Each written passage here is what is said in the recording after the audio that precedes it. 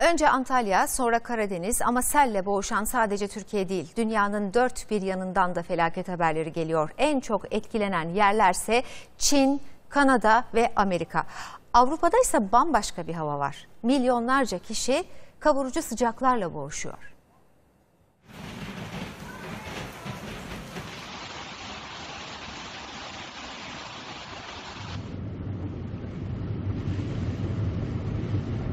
İklim değişikliği tüm dünyayı etkisi altına aldı. Yaz mevsiminin yaşandığı Kuzey Yarımküre'nin birçok ülkesinde sel, fırtına ve dolu felaketi yaşandı. Burası Çin. Ülkenin güney ve kuzeybatısında etkili olan sağanak ve fırtına hayatı durma noktasına getirdi. 20 kişi hayatını kaybetti. Ondan fazla kişi ise kayboldu. Yüzlerce kişi evlerinden tahliye edildi.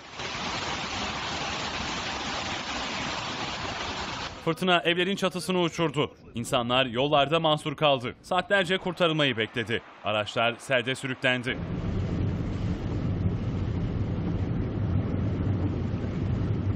Burası da dünyanın diğer ucu, Kanada. Ülkenin en büyük kenti Toronto sele teslim oldu. Arabalar yolda kaldı. Şiddetli yağışın ardında bıraktığı manzara havadan böyle görüntülendi.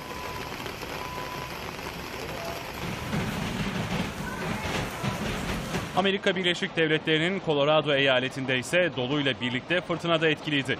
Yumruk büyüklüğündeki buz parçaları arabaların ve evlerin camlarını paramparça etti. 14 kişi de yaralandı.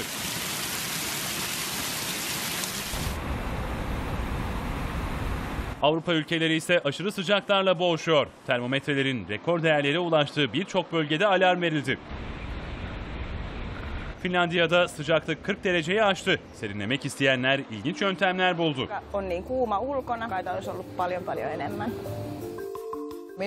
Marketlere sığınanlar geceyi de orada geçirdi. Yataklarını serin reyonların önüne serip uyudular.